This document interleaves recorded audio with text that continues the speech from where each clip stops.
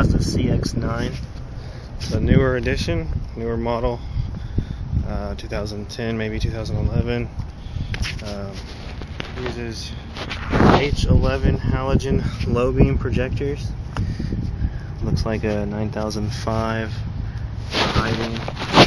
Now this particular vehicle has an HID kit already installed, but it's giving the customer some issues, so we're going to replace these HID components. Looks like the HIDs are inside there, so we'll go ahead and open that. So we're going to twist it, just pop it out, and now we're going to remove all the wiring. Looks like this kit has not been using the connectors. We have the connectors, and I'll show you that in just a second. These are the connectors that we use for H11. We sell these on our website.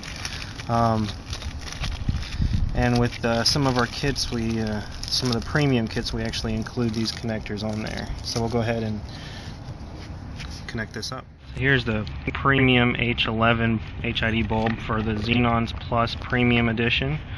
As you can see, they usually come with just the metal pins for the H11s. So we'll put the connectors on there. And here are the connectors. Now you see that you have the plastic H11 connector itself, which we're going to use. And then you have the metal pins, which we won't need because we already have the metal pins right there.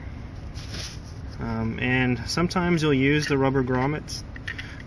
In this case, we have some protective coating right there, so we will not need to use those. So I'll go ahead and slide those on. I'm going to look at the factory connection here to kind of figure out and make sure we get a good connection. We can flip them around since it's polarity sensitive, but you can see right there we have a red wire from the vehicle, and then there's a black wire. It's hard to see.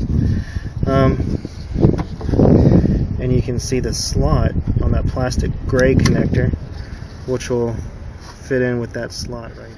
So by looking at this, we can note that the slot will be on the bottom. The slot will be on the bottom on this connector, and then we arrange the coloring wiring specific to that. So it'll be connected like that. And actually, after looking at this connector, it may have been a little bit difficult to see. The slot is on the bottom, but it depends on, I guess, how you look at it.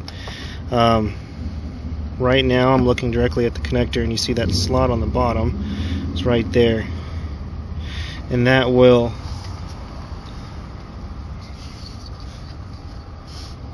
slide into that slot on the bottom of the connector right there. It's hard to see on that connector.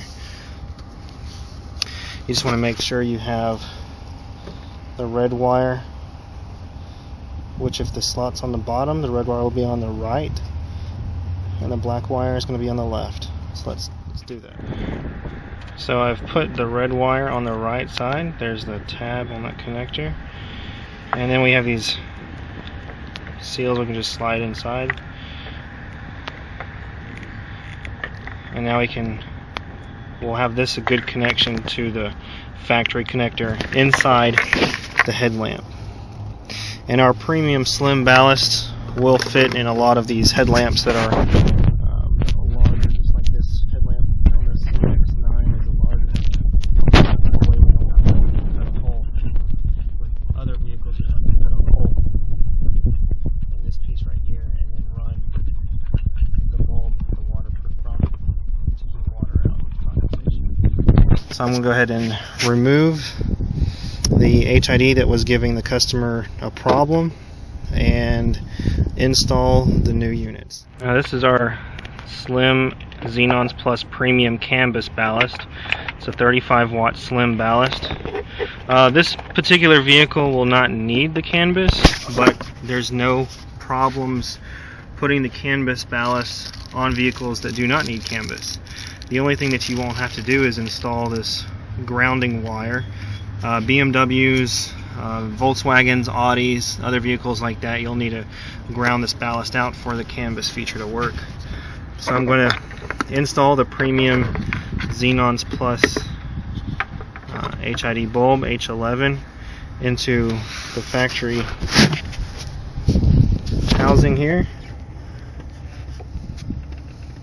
into that place right there, and then put in the XenonsPLUS HID. I've already removed the components that were giving the customer a problem, and now we're going to install the XenonsPLUS. A quick side note, the premium bulbs, man, it's going to be hard to show on this cell phone here. The premium bulbs are right there on the right.